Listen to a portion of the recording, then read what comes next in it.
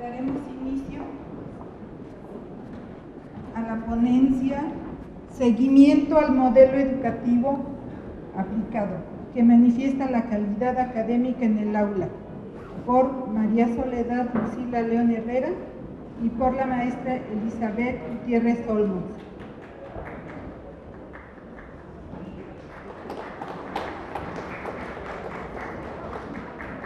Maestras.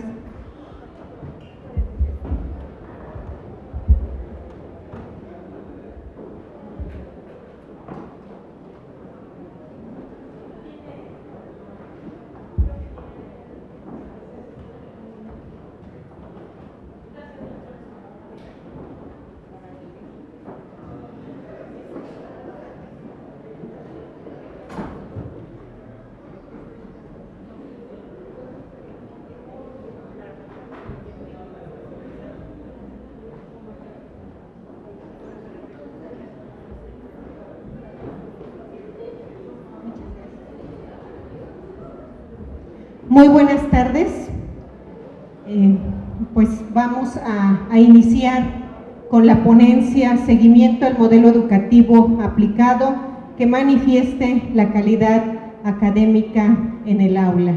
Esta es una propuesta que a través del trabajo, la valoración, el seguimiento que se ha realizado y estando estudiando también el modelo Universitario Minerva, inmersos también en el plan de estudios 06 por competencias del nivel medio superior, se emite la siguiente propuesta y dejarla a consideración su pertinencia. La política que manifiesta esta propuesta es que se pretende lograr una formación pertinente de los docentes en la actualización del modelo educativo y que se manifieste en el aula, donde la universidad propone una formación planificada y que culmine en un diplomado o maestría de modalidad mixta, siendo cada docente responsable en su formación continua en un tiempo no mayor de 3 años, para que cada docente aplique adecuadamente el modelo educativo mismo que se manifieste en el logro de competencias de los estudiantes. Las competencias docentes que están enmarcadas dentro del Sistema Nacional de Bachillerato y que incluye a los docentes de educación superior tiene que ver con organizar su formación continua a lo largo de su trayectoria profesional y llevar a la práctica los procesos de enseñanza y aprendizaje de manera creativa, efectiva e innovadora dentro de su contexto institucional. Esta pertinencia debe ser de tal manera que se puedan conjuntar tanto los esfuerzos institucionales como de cada unidad académica, de tal manera que se coadyuve al logro de los objetivos y se refleje la calidad académica misma, que sean expresados, que sean valorados y medibles a través de los estudiantes. El contexto, si bien es cierto que en nuestra universidad se han realizado esfuerzos gigantes, tanto en la consolidación del modelo universitario Minerva como en el del plan de estudios 06 por competencias del nivel medio superior, se manifiestan algunos rezagos en la aplicación de la metodología y de la evaluación formativa. Esto es, en el aula, en la aplicación de este modelo y que los docentes lleven a cabo esta pertinencia y que se ha manifestado a través de la cátedra y esta evaluación formativa que tiene que ver con la aplicación del programa educativo. La propuesta puntual es seguimiento estratégico de actualización de modalidad mixta que culmine en un diplomado o una maestría, Esto quiere decir que los docentes, al tener esta modalidad mixta, por sus distintas actividades, a veces no se cuenta con el tiempo establecido para cursar las asignaturas de manera presencial, y también deben de interactuar con los expertos para poder resolver algunas dudas metodológicas, garantizando la calidad de los cursos para la evidencia de las actividades de cada profesor. Se propone el seguimiento con una tira de asignaturas bien planeadas y específicas, de acuerdo a la formación permanente de no más de 3 años, que culminen esta maestría educativa de acuerdo al modelo vigente, y se proponen los siguientes modelos sustanciales, que tienen que ver con la conceptualización y referentes teóricos. El segundo, la estructura del modelo, es decir, los métodos, la metodología, las técnicas, estrategias. El tercer momento, la aplicación, y finalmente la evaluación formativa y la manifestación de esa aplicación efectiva del modelo educativo.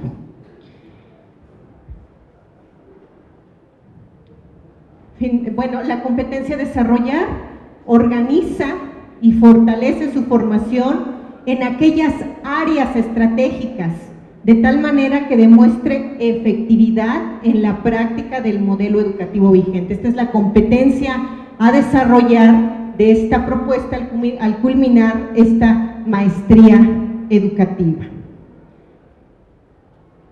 Es importante ser congruentes en lo que se escribe y en lo que se aplica en el aula. Por ello consideramos este seguimiento demostrar la calidad académica de cada uno de los docentes frente al grupo. Una institución macro puede atender de manera particular los requerimientos de cada uno de sus profesores, con un enfoque de inclusión, pertinencia y excelencia educativa, aprovechando la infraestructura y los alcances tecnológicos en un mundo complejo que exige la profesionalización de los docentes. No basta en invertir mayores recursos en el sistema educativo. De acuerdo al Producto Interno Bruto, y como ya conocemos los aspectos, el seguimiento en educación superior en los países de excelencia, Finlandia con el 6.8%, Suecia 7.3%, México con el 5.3%, pero no es solamente quien destine mayores recursos en su Producto Interno Bruto va a garantizar excelencia. Los datos nos muestran que países como Cuba, Dinamarca, destinan el mayor porcentaje de su Producto Interno Bruto, pero no coinciden con los que tienen mejor nivel educativo de acuerdo a la evaluación PISA. Por lo tanto, consideramos que debe haber este seguimiento, esta planeación estratégica, situacional, que tenga que ver con nuestro modelo educativo. No es solamente un asunto coyuntural, sino un asunto estructural planeada, de tal manera que el docente tenga las herramientas y tenga el espacio propicio para decir, yo estoy débil en esta área, ¿cómo aplico, por ejemplo, la evaluación formativa? Seguimos en el aula con el mismo proceso y el mismo instrumento de examen como evaluación final, y estamos ante un modelo constructivista, sociocultural, y manejamos la metodología del modelo universitario Minerva, del plan de estudio 06 por competencia, pero al final seguimos aplicando instrumentos precarios. Con esta propuesta se está logrando también incidir en esta formación de los docentes. Muchas veces se tienen algunas debilidades y por lo tanto los docentes requieren una estructura bien planificada y que sea mixta como se propone, de tal manera que si no puedo por mi trabajo, y tampoco es cuestión de dejar a los chicos sin clases, es que voy a mi formación continua y es un pretexto importante porque así me estoy formando, pero al mismo tiempo no estoy aportando de acuerdo finalmente con el salario. Me están pagando por ser un buen profesor. Y muchas veces tampoco es la culpa total del docente, sino hace falta una estructura institucional planeada. Y lo que decíamos, no porque sea una institución macro, los problemas se van a resolver de manera macro, sino esta propuesta es, como una institución macro, atender la problemática de manera micro. Es importante y es urgente. Voy a pasar el micrófono a mi compañera Lucila León. Gracias. La propuesta que hacemos es trabajar en una maestría educativa que permita profesionalizar a los docentes. ¿Por qué? Porque el docente desde hace muchos años viene siendo reconocido como determinista, antihistórico, descontextualizado y poco crítico, ¿sí? Eso no puede seguir siendo así, sobre todo si estamos trabajando un modelo que requiere lo contrario. En la ponencia anterior, el ponente decía que los cambios se deben dar porque hay argumentos. Sí es cierto, pero también los cambios se deben dar porque la sociedad ya no es la misma y porque los alumnos que tenemos cada semestre con nosotros no son los mismos. Alguna vez Howard Gardner decía que acudió a China y que allí vio una maestra que tenía muchos años y entonces él le dijo que se debía cambiar la metodología y la maestra le dijo, no la voy a cambiar porque tengo 20 años haciendo lo mismo y como tengo 20 años haciendo lo mismo y funciona, no la voy a cambiar. Y entonces dice Howard Gardner, ¿y cómo sabes que funciona? Viene a colación precisamente los resultados de PISA que salieron hoy y que ubican a México en el lugar número 55, si no mal recuerdo, en el área de las matemáticas, y en las demás áreas creo que en el 45, el 55, algo así, 55%, no recuerdo muy bien los datos, pero son desastrosos. Entonces, necesitamos reconocernos nosotros como profesionales de la docencia, pero no desde el punto de vista ideológico que nos otorga el hecho de que es un trabajo, es una vocación, ahora somos facilitadores, ahora somos tutores. Eso es ideológico. El profesional sirve a una ideología. Bueno, si en algún momento no podemos salir de eso, es nuestra responsabilidad, nuestro compromiso, asumirlo como tal, y entonces vamos a ser trabajadores, vamos a ser personas con vocación, vamos a ser personas que vamos a facilitar el conocimiento, pero lo que necesitamos ante todo es asumir que tenemos que profesionalizarnos y no actuar siempre como profesores nobles que para solucionar un problema acuden al profesor Maduro y le preguntan, ¿cómo soluciono este problema? Y entonces el profesor Maduro le dice cómo, y como el profesor Nobel le funciona, en adelante comienza a ser intuitivo. Y toda su profesión la va haciendo así intuitivamente. Si las ciencias de la educación o si la educación ya está reconocida como una ciencia, ¿por qué no realmente nos formamos y nos creemos lo que somos? Gracias.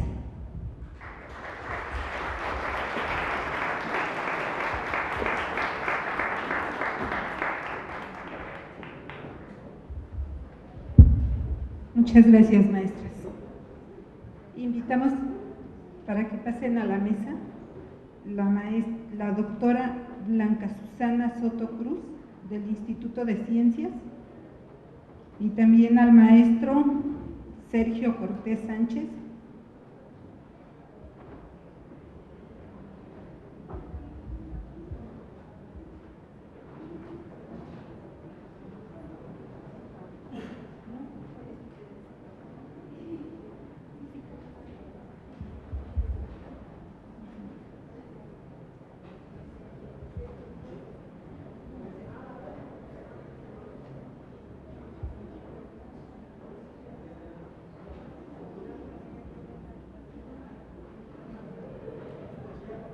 Bueno, a continuación escucharemos la ponencia, la UAP hacia la profesionalización docente, Practicum Reflexivo, por la doctora Blanca Susana Soto Cruz del Instituto de Ciencias.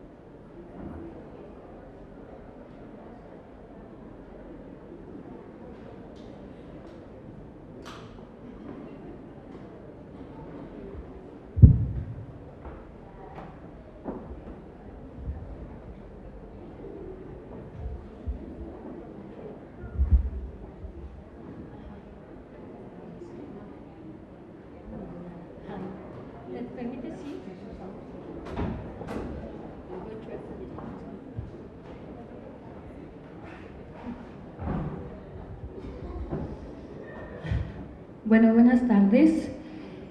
Yo vengo representando al Instituto de Ciencias, sin embargo, el grupo que conformamos está compuesto por varios centros, facultades e institutos. Empezamos por la Facultad de Físico-Matemáticas, donde participa con nosotros la doctora Leticia Fuchs y la maestra en Ciencias, Lupita Ray. Por la Escuela de Biología está el doctor Antonio Fernández Crispín y el maestro en Ciencias, Praxedis Amaro. En el Instituto de Ciencias estamos el doctor Salvador Alcántara, su servidora, Susana Soto, y el doctor Rogelio Vázquez. Y finalmente por la Facultad de Psicología, nuestra mentora y líder del grupo, la doctora María Estela Ruiz Primo, que todos están aquí presentes. Bueno, la presentación traté de hacerla un poco más, digamos, eficiente, y la presentamos así. Es un programa integral de formación docente, en donde la propuesta está conformada por nosotros y se centra en el practicum reflexivo, como el eje fundamental del cambio en la profesionalización. Adelante. ¿Por qué el practicum reflexivo? O sea, ¿a qué se refiere? Este es un referente teórico, Donald Shawn, que implica la acción, la reflexión en la acción. Todo lo que hagamos tenemos que reflexionarlo para la mejora continua. Y por lo tanto es llevar a los docentes a el entorno del aula y trabajar con ellos de manera muy cercana, por eso lo llamamos acompañamiento, y quitar los mitos, las cotas de poder, lo que uno tiene que ser permisivo, y todos esos excesos se van manejando para que nosotros podamos trabajar.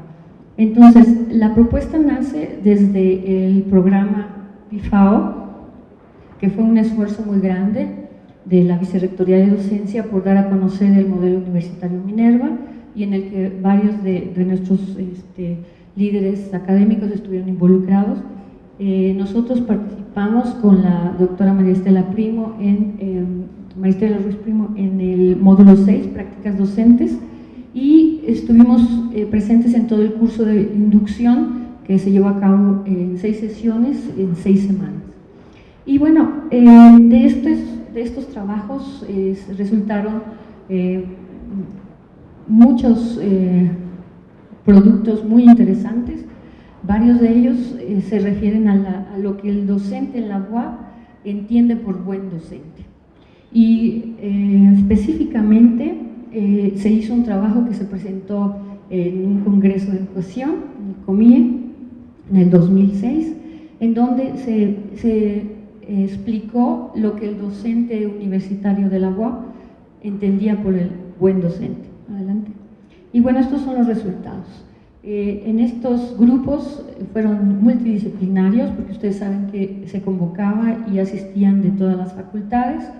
Había medicina, había contaduría, pocos de físico-matemáticas, debemos decir, de las áreas exactas, ninguno del Instituto de Física, por supuesto, y pocos del Instituto de Ciencias, muchos de administración, de psicología, muy lindos, todos aprendimos mucho de filosofía, pero todos entendían, y los resultados son contundentes, que el buen docente era el que conocía su disciplina y el que tenía valores como responsabilidad y compromiso, únicamente. Contundente y general, las estadísticas son muy importantes de observar, tanto en los que eran noveles, o sea, poca experiencia, hasta los 30, más de 30, en mujeres y hombres, dio lo mismo. Ninguno le daba peso a las habilidades docentes. Es decir, para el profesor de la UAP, el que conozca su disciplina es suficiente para dar clase. Y por lo tanto, no ve la necesidad de la formación docente. Adelante. Entonces, ¿cuál es nuestra propuesta? El grupo trabaja una metodología socio-psicopedagógica en el que el acompañamiento es la base fundamental. Los cursos no bastan, o sea, tú das un curso y los maestros regresan al aula, como decían nuestras colegas, no hacen nada.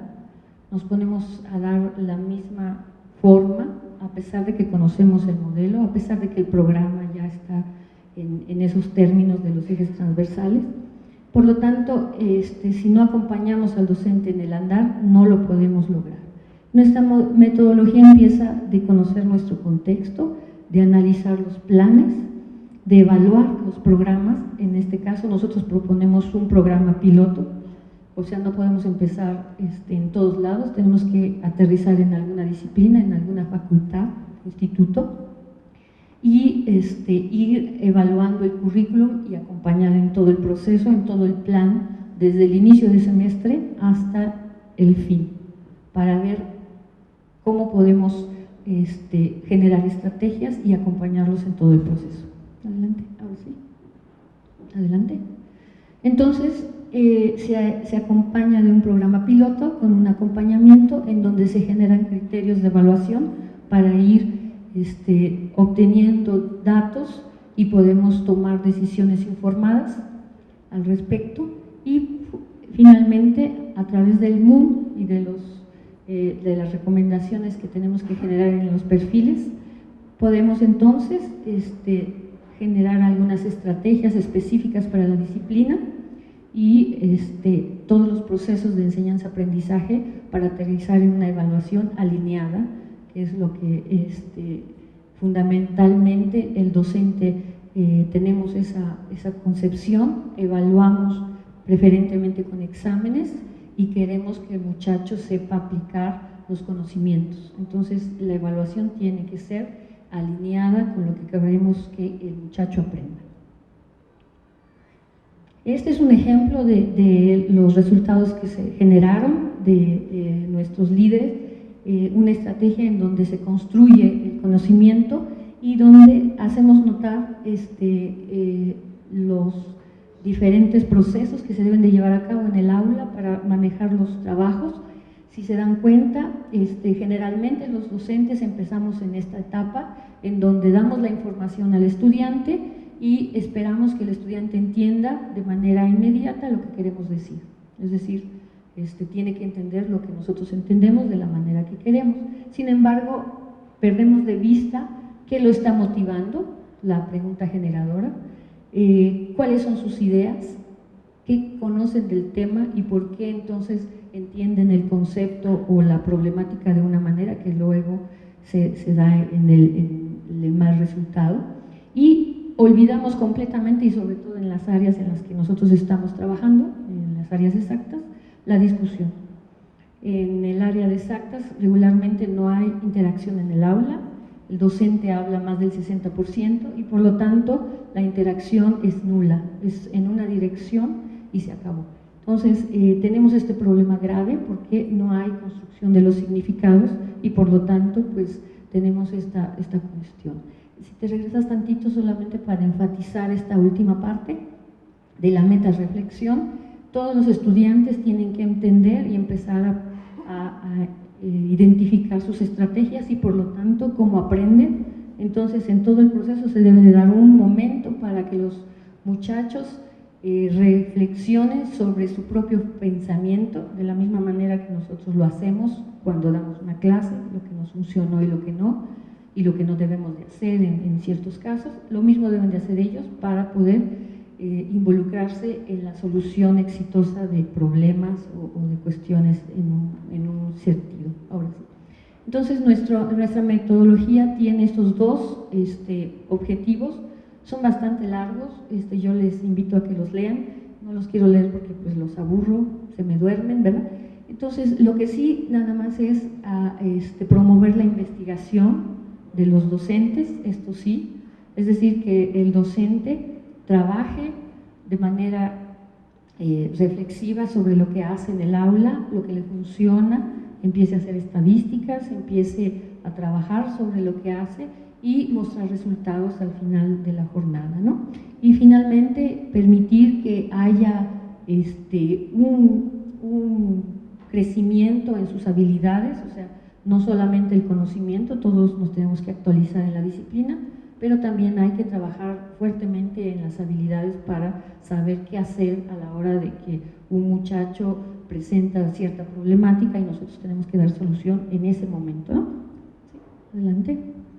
Tenemos varias estrategias para implementar esta metodología, generar una práctica docente creativa, obviamente, involucrar a las otras áreas, no tenemos por qué dar matemáticas solo con problemas matemáticos, ¿verdad? No tenemos que dar física con cuestiones de Newton, sino podemos involucrar el sonido, los recintos acústicos de las filarmónicas, por ejemplo, por decir algo. Tenemos que involucrar a las otras áreas y esto nos da actividades complejas y creativas. El reconocimiento de las necesidades de conocer la práctica con la interdisciplinaridad, lo mismo. Reflexiones sobre el currículum no es estático, se tiene que reconstruir y tenemos que entenderlo así. Adelante. Propuestas de estrategias y prácticas para promover el desarrollo integral, que sea coherente con el MUM, o sea, no podemos seguir hablando de que tenemos un modelo universitario Minerva, socio crítico, reflexivo, etcétera, y que no lo hagamos.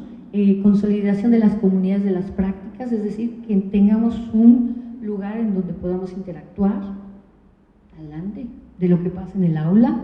Impulso a las capacidades de la conciencia, la reflexión, la amplitud del diálogo y la negociación, todo esto para conocer mejor y entendernos en nuestro espacio social, como decía nuestra mentora, de lo social a lo individual y de lo individual a lo social, de ahí viene nuestra metodología psicopedagógica, el perfeccionamiento de todas las estrategias, intercambios, reconocer a los estudiantes talentosos, identificarlos, trabajar con ellos y también trabajar con los estudiantes que presentan ciertas problemáticas, entender qué es lo que está pasando con ellos, cuáles han sido sus antecedentes. Desarrollo de las estrategias que vinculen lo administrativo con lo académico, no podemos dejar de largo que los administrativos son parte importante de nuestra comunidad y tenemos que trabajar conjuntamente. Y bueno, para terminar, nosotros creemos en nuestro grupo transdisciplinario que el camino es el acompañamiento. Sin acompañamiento, el docente tiene muchas preguntas acerca de cómo hacer y no hay con quién interactuar, se encuentra solo y ese es el principal problema. Tenemos que interactuar y por lo tanto tenemos que compartir nuestras experiencias, debe de haber un espacio específico, esa es la propuesta, que haya un lugar en donde podamos compartir y que la UAP sea pionera de este tipo de actividades que regularmente no se dan, solo se dan en los países muy desarrollados en la profesión docente como Finlandia, por ejemplo. Ahora sí. Y bueno, les dejo las reflexiones finales. ¿Qué tipo de docente queremos en la UAP? Comprometido, que llegue a tiempo a sus clases. ¿Qué queremos? ¿Cómo lo vamos a lograr? ¿Nos vamos a ayudar?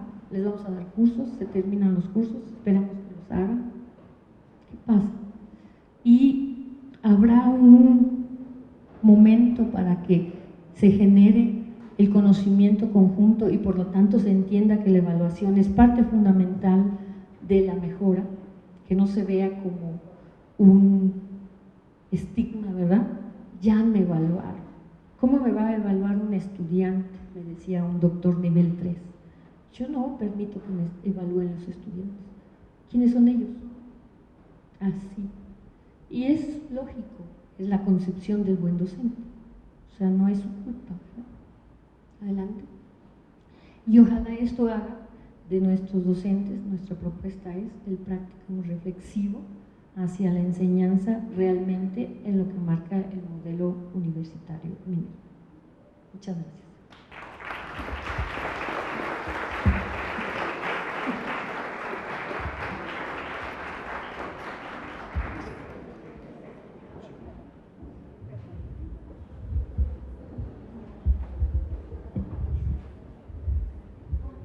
Muchas gracias, doctora, por su participación. Bueno, ahora continuaremos con la ponencia del doctor Sergio Cortés Sánchez, que viene de la Facultad de Economía y nos va a platicar sobre la homologación y estímulos al personal académico. Maestro. Muchas gracias. Soy licenciado en Economía. Esta es una ponencia que tiene que ver bastante con, por lo menos lo que pasa donde yo trabajo, con algo que hay mucho en la epidermis, con las promociones. Entonces voy a tocar dos temas, que es homologación y las becas de desempeño académico. Básicamente son 3 puntos lo que toco en el trabajo, que es un trabajo muy pequeño, muy puntual. En una parte veré el problema de las… le paso aquí, ¿no? Bueno, 3 puntos, veré la homologación, becas en desempeño académico y finalmente 3 o 4 propuestas. Hay un párrafito ahí un poco aburridón que tiene que ver con la década de los 80, cuando pasamos de un Estado que intervenía en el mercado a un mercado que interviene al Estado.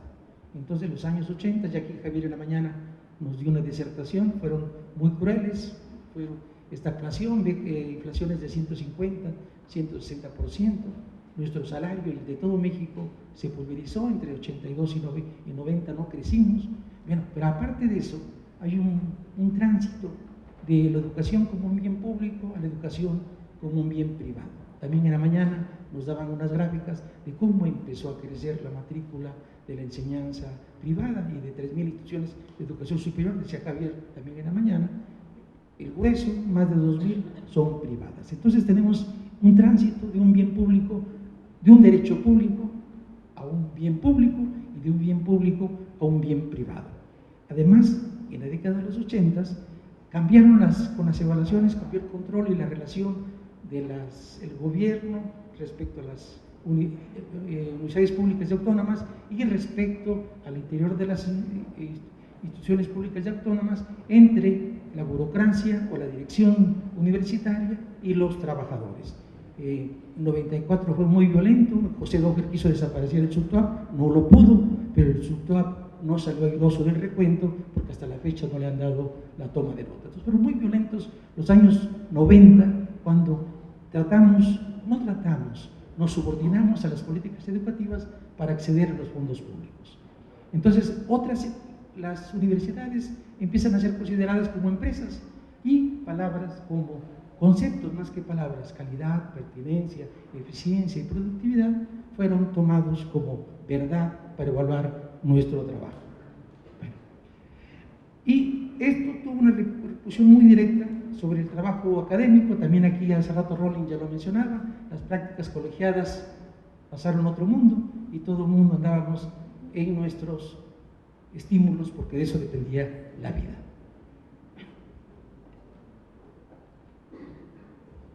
En 90 son las primeras becas del desempeño académico, nos dieron entre un salario y 2.5 salarios del DF. Para 90 nuestros salarios estaban ya muy pulverizados, en 84 empezó el SNI, entonces los que estaban en el SNI tenían alguna cobertura, pero nosotros no nos iba muy bien, entonces empezaron, es una beca muy limitada, fueron 560 trabajadores los que tuvieron esta beca y daban entre un salario y 2.5 salarios, que ya lo dije, únicamente licenciatura, 3 años de antigüedad, definitivos, es lo que podían concursar. Concursaron 860, no sé si tengo por ahí, 818, ¿sí? Y fueron seleccionados 360. Esto fue 90 y 91. 92 se repitió el numerito, y 93, de 94, todo Cedillo, tuvimos un ayuno de becas, y es hasta Fox, cuando vuelven las becas, de 1 hasta 14 salarios mínimos, con 9 niveles. Pero eso fue ya con el PAN en el año 2001.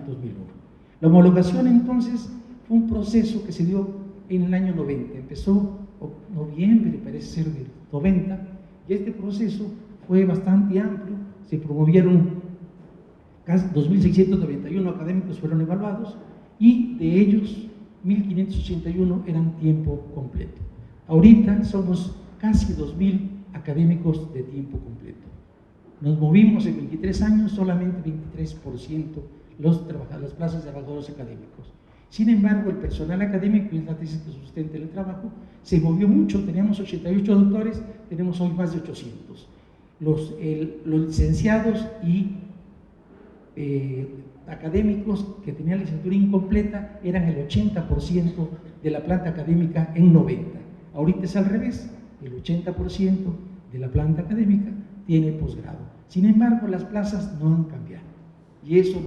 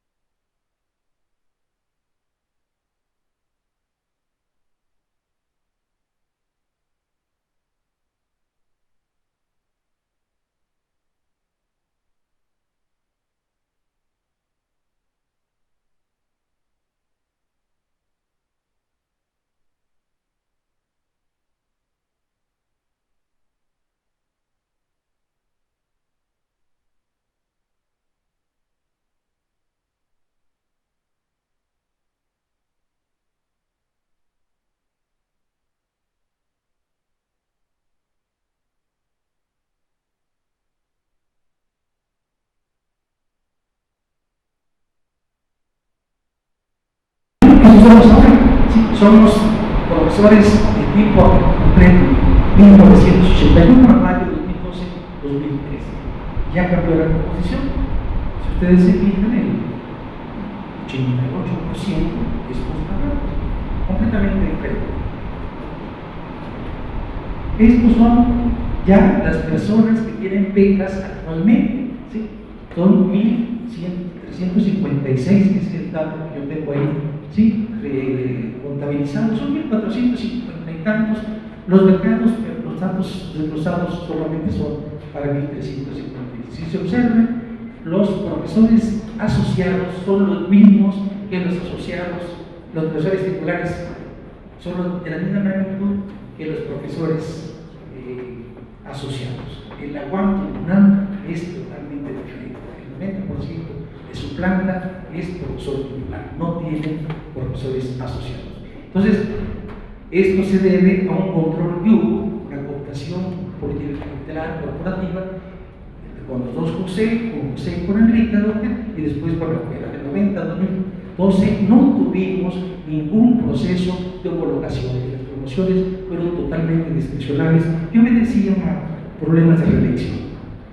Bueno, aquí tenemos el RIPA se aprobó en 2007 y hasta este año hemos tenido el otorgamiento de utilidades con base a ese reglamento. El reglamento, a pesar de que tiene 6 años de aprobado, este año fue la primera vez que yo recuerdo que se ejecutó.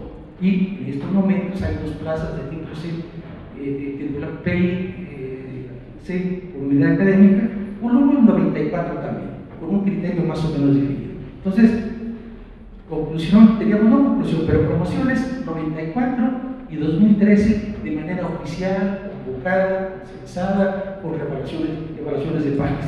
Entre un hecho y otro hecho fue deseleccionar todas las promociones que hemos tenido.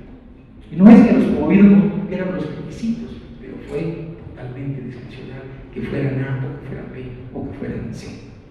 Estos son entonces cómo están en otras instituciones que son públicas, que son autónomas, que dependen de recursos públicos, cuál es la relación de los profesores investigadores respecto al total de los profesores de carrera. No nos hemos movido nosotros, tenemos 35 de 100, de cada 100 trabajadores de tiempo completo que son profesores investigadores. Entonces esto genera mucha inconformidad entre una planta que es joven, menores de 40 años, tienen doctorado, ¿sí? Y son SNI, algunos, y tienen una calificación o una computación asociado A, asociado B, asociado C, y como son las proporciones de 20 años en 20 años camino de letra, entonces quizás dentro de 120 años puedan llegar. Entonces, finalmente, ¿qué problemas tenemos acá? Hay entre los académicos 2.500 que salen en las becas, 1.450 y tantos. Hay mucho estrés por los llenados de los formularios. Entonces, una propuesta que tiene que ver con esta evaluación, si un académico refrenda su nivel de desempeño académico, que el tercer nivel ya no acredite documentos, que se le automáticamente, ¿sí?, se le dé el tercer periodo, si en 2 periodos él tiene un puntaje igual, o el segundo periodo es mejor, la evaluación del segundo periodo es mejor que el de la primera. Entre no académicos y académicos también, decía la maestra, los académicos decimos que como tenemos una estructura, una formación que no aceptábamos que los muchachos nos evaluaran, también los académicos, los no académicos, pues quieren vivir como los académicos y quieren promociones como las nuestras, quieren pues, ir aquí a dar clases 2 días y otros 2 días no, en fin, y eso genera muchos conflictos y ellos también quieren sus tablas de puntaje. Entonces, además de esos estreses, hay un problema ya entre los pares. Los A que van a ser B, los B que van a ser C, se están matando porque hay 2 plazas y la lista está muy larga. Entonces, hay otro problema de fricciones, gracias, muy rígidos entre los pares de profesores de la misma unidad, amigos de toda la vida, pero ahora la plaza es 2 plazas, son 7. Entonces, ahí hay un problema. Problemas que ya lo mencionaba Javier en la mañana. Nuestro promedio de edad de la planta, no sé si alguien tiene aquí, pero creo que 57 años. Somos una planta ya bastante grande y tenemos un problema de que la mayor parte de los SNI, los 150, los 33 que son nivel 3, pues ya tienen más de 30 años de antigüedad, más de 60 años de edad física. Entonces estamos un poco como a la UNAM. Hay un envejecimiento de la planta, pero a diferencia de la UNAM, el UNAM sí puede dar renovación si jubilan los trabajadores. Aquí en la UAP, si nos jubilamos o hay un deceso del trabajador, esa plaza se congela. Todos tenemos renovación. 35 o 40% de las horas clase, de las horas impartidas en cada ciclo escolar, están impartiendo las horas clase.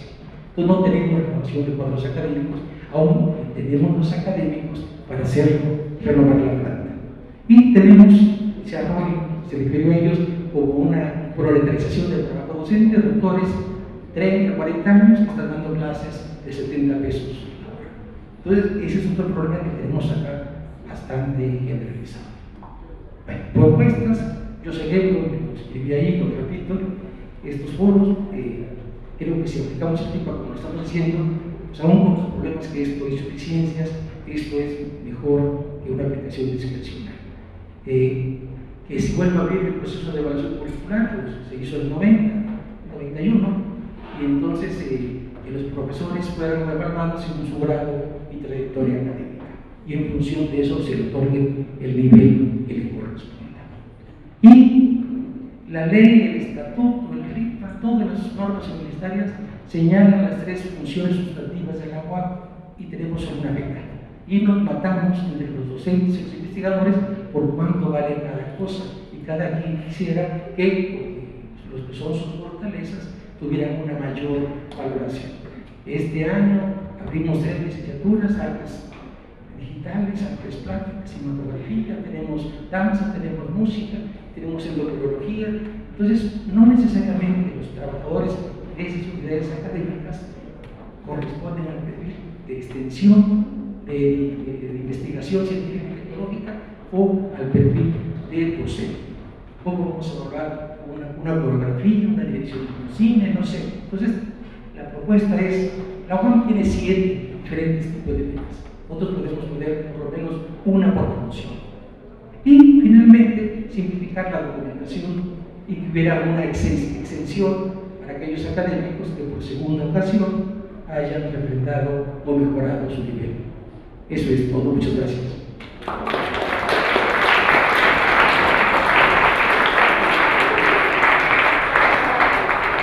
Muchas gracias, maestro. Ahora pasaremos a la ronda de preguntas.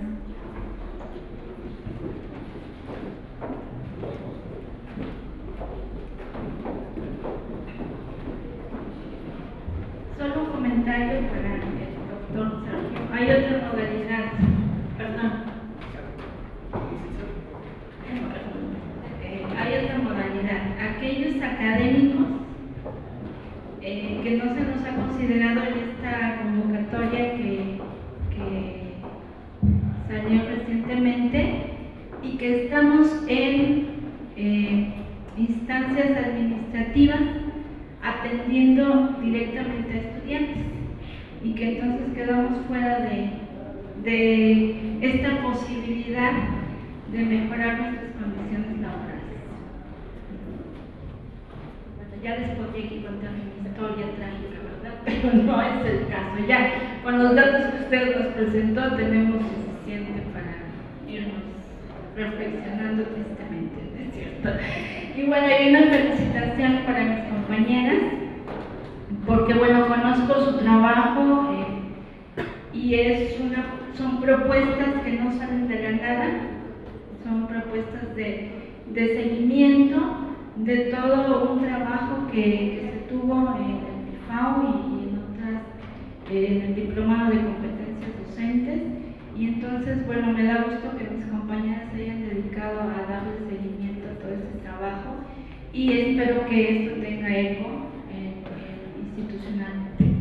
Gracias.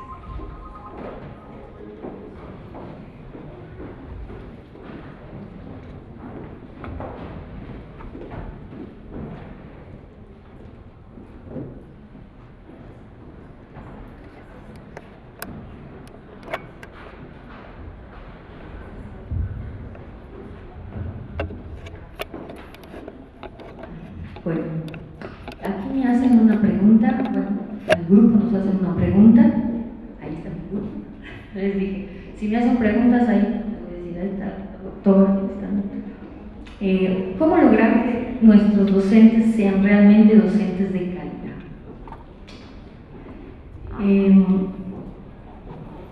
Yo creo que partimos, bueno, espero realmente responder lo que podría responder cualquiera de mis compañeros. Yo creo que todos somos docentes de calidad. Sin embargo, el ponerlo a la práctica es el problema, en el sentido de centrar en lo que realmente necesita el estudiante y por lo tanto dar solución a los requisitos que nos pide la institución para poder certificar, obtener alcanzar ciertos criterios. Entonces, la propuesta de nosotros es apoyar al docente en el sentido de que haya siempre un espacio que pueda uno interactuar, que pueda uno expresar sus inquietudes, sus experiencias y aprender conjuntamente. Supongo que, como decía el profesor, se ha venido desmeditando, no sé cómo decir, desvalorizando el trabajo colegiado por cuestiones políticas, por resentimientos. Sin embargo, es una de las prácticas más importantes que se tienen que rescatar, porque las experiencias enriquecen. O sea, cuando uno va a otro país, uno se enriquece simplemente por hablar con las personas, por conocer cómo trabajan, por conocer su cultura. De la misma manera, un profesor de matemáticas, si trabaja con otro que tiene otra perspectiva, que ha tenido otro contexto, va a trabajar y va a modificar sus formas, siempre que tenga esa cosa de reflexionar. Entonces, creo que podemos lograr fácilmente un docente que refleje la calidad que tiene, si lo podemos hacer que reflexione sobre lo que hace y que se apasione por lo que hace.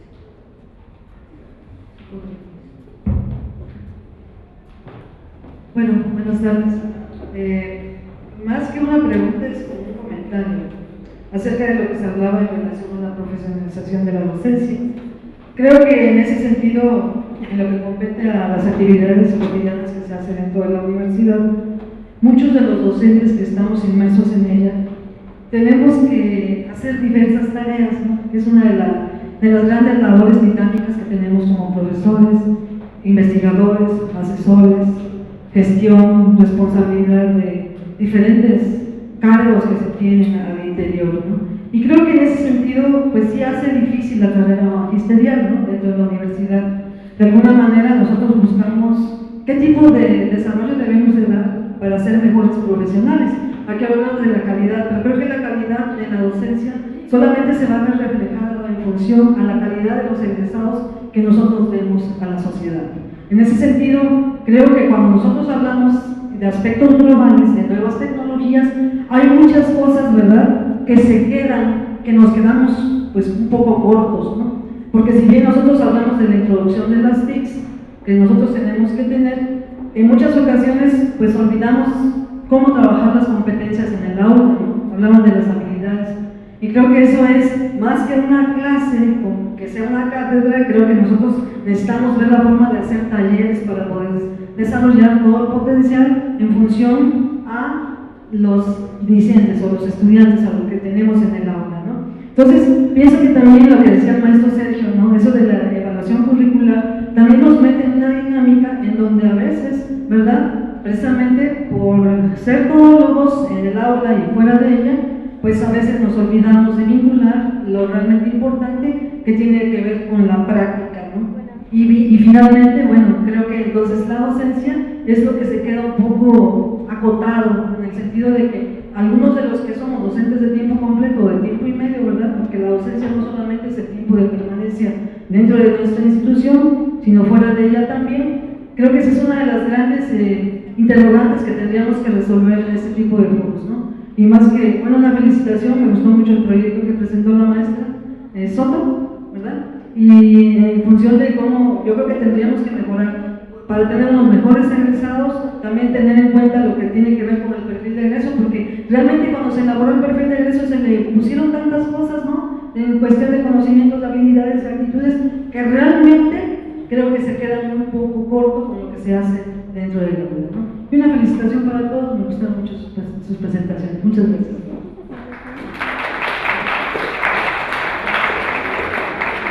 Tenemos tiempo para otro comentario. Yo quiero felicitar a nuestras compañeras por atreverse a presentar no ficciones, sino realidades, que yo creo que cuando se elaboró el MUM no se midió los riesgos de un programa, de un modelo educativo entre el proyecto original, yo recuerdo, y lo que terminó siendo el MUM. Hay una gran distancia, sobre todo cuando nos combinaron a participar a muchos profesores y profesoras en la construcción del modelo. Sin embargo, bueno, está el modelo, opera de manera diferente y diferenciada en cada programa educativo, porque cuando uno parte de premisas estandarizadas, no ve uno las especificidades que tiene la enseñanza y la formación en cada disciplina, en cada nivel. No es lo mismo el nivel bachillerato que el pregrado, y bueno, afortunadamente esto todavía no está en el posgrado, ¿verdad? Pero imagínense ustedes si esto se traslada al posgrado también, ¿sí? Eso por un lado. Entonces, me parece que esta propuesta que hace este equipo interdisciplinario nos pone en la vanguardia de decir, no vamos a partir de la nada, sino hay un modelo ya aprobado, en donde están confluyendo distintas disciplinas, distintos campos, distintos grupos, y sobre todo en esta mirada trans e interdisciplinar, ¿sí? En ese sentido yo quiero felicitar y estoy segura que mis compañeras de mesa van a retomar estas propuestas que están aquí ya elaboradas, sobre todo porque aterriza en un eje nodal, la formación de la planta académica. Comentábamos aquí, en Europa, ¿por qué tienen el éxito y por qué tienen esos niveles de calidad en la educación superior? Uno, porque hay un fuerte financiamiento en la educación superior. Dos, porque hay una fuerte formación académica de su profesorado. No cualquiera entra o ingresa a la docencia en las universidades europeas. Entran no solo las luminarias en las disciplinas, sino además pasan por ciertos filtros docentes. Si el profesor no aprueba esos filtros de capacitación y no aprueba los filtros de docencia, simplemente no ingresa a enseñar a la universidad. Entonces, yo creo que hay modelos probados que nos pueden servir de ensayo, no de ensayo, sino como programas piloto en algunas áreas y poco a poco irlo diseminando en todas las demás unidades académicas. Eso por un lado. ¿Por qué? Porque si se elaboran estos incentivos de creación de modelos educativos, no estamos partiendo de modelos extranjeros, sino estamos partiendo de nuestras propias realidades, que eso es algo que nos falta mucho cuando hablamos de los modelos educativos. Siempre copiamos los modelos extranjeros, pero nunca partimos de nuestras propias realidades. Y creo que estos son dos diagnósticos muy importantes, que trastocan, ahora sí, el nivel salarial del profesorado de una universidad, inserta en un contexto local, lo global y lo local. Te quiero felicitar, Sergio, porque yo creo que esta propuesta, si se hubiese presentado en el Consejo Universitario, la mayoría de nuestros colegas que están inscribiéndose en los procesos para transformar su plaza no estarían dando las disputas que están dando ahora, porque es triste ver que a lo largo de más de una década, profesores que cumplieron con los lineamientos institucionales en obtener sus grados, en ingresar al PROME, en ingresar al Sistema Nacional de Investigadores, en calificar, de empezar de cuerpos académicos en formación y tener ahora cuerpos académicos consolidados, estén disputándose por una transformación que no va acorde a las políticas institucionales federales. Yo creo que yo conmino a que esta sea una recomendación y que sea un programa permanente en la universidad en función de los recursos que la propia universidad obtenga, porque esto evitaría esos controles discrecionales que hay en las facultades, en cada unidad académica. Esto haría más transparente. Yo me pregunto, ¿por qué si en el proceso de las definitividades lo hicieron externamente? ¿Por qué en el proceso de transformación no se siguió esto? Y sobre todo porque se están contraponiendo, ¿sí?, lo que dice PROME, lo que dice SNI, con proyectos que contradicen los propios sistemas de evaluación. Yo quiero que esto lo reflexionemos en colectivo, ¿sí?, porque hay colegas que después de este proceso, ¿sí?, que se va a emitir próximamente en los resultados, va a haber mucha inconformidad, porque hay compañeros que se han plegado a cumplir todas y cada una de estas políticas evaluativas y a la hora de la transformación no se obtienen. No es lo mismo la UAP que otras universidades que al obtener el SNI, el doctorado, automáticamente les transforman su clase, ¿sí? Cada universidad es única y entonces el uso discrecional de las transformaciones ha sido una práctica común en nuestra universidad, y yo creo que los académicos hemos dado mucho de nuestra vida académica y mucho de este aporte. Nosotros somos la universidad y no merecemos un trato de este tipo.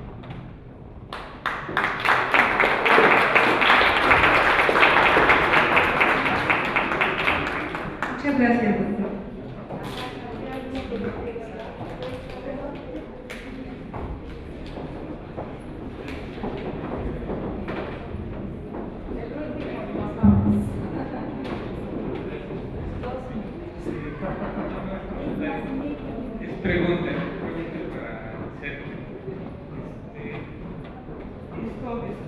cargo de la Universidad de la UAM es muy notable, es escandaloso con respecto a la UAM, a la UNAM, a Politécnico. ¿Esto es con toda premeditación o por qué se ha dado? ¿Es una política específica para las universidades del interior del país? ¿O es una omisión? ¿O es una omisión de los rectores de las universidades del país o de la organización de las universidades, de la NUIES? ¿Qué es lo que falta? ¿Qué es lo que ha pasado para que a trabajos iguales tengamos salarios iguales?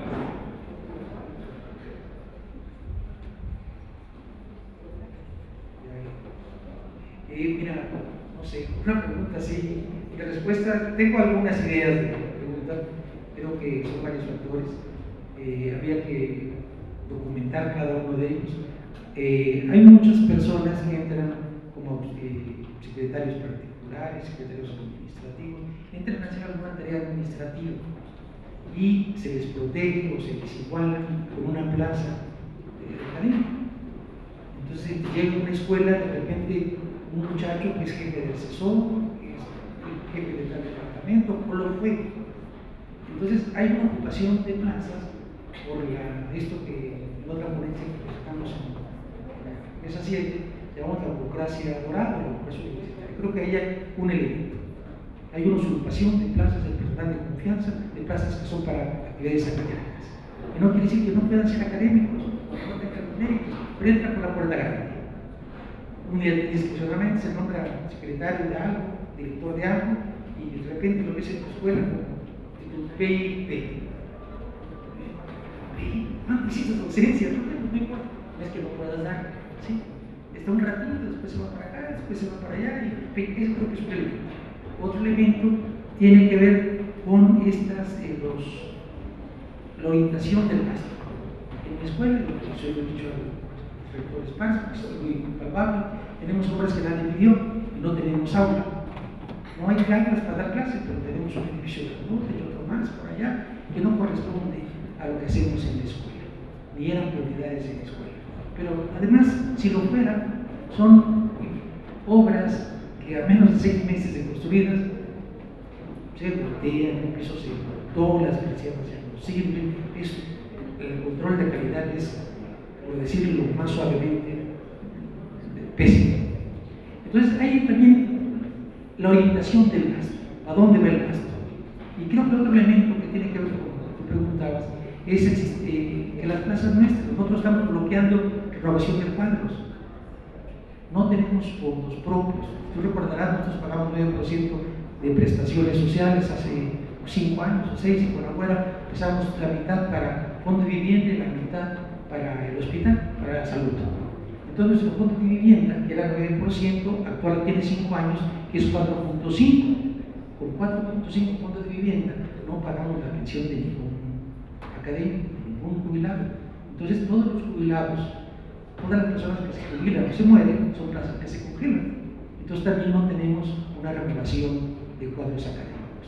¿Sí? Creo que por eso. Y por otra parte, que pues, desde José y Enrique, los rectores de aquí, antes era carrera terminal. Aquí un político o un académico terminaba aquí su carrera, ahora es un tránsito hacia otras carreras. En particular, creo que los 3 rectores anteriores, entre el 90 y 2012, han sido bastante dóciles, bastante receptivos y acríticos de las políticas públicas.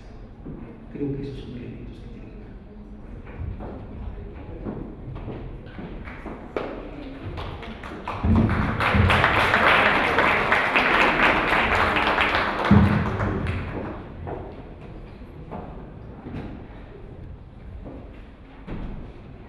Les agradecemos mucho a los ponentes por su participación. Todas sus propuestas son bienvenidas y se van a retomar. Muchas gracias a todos.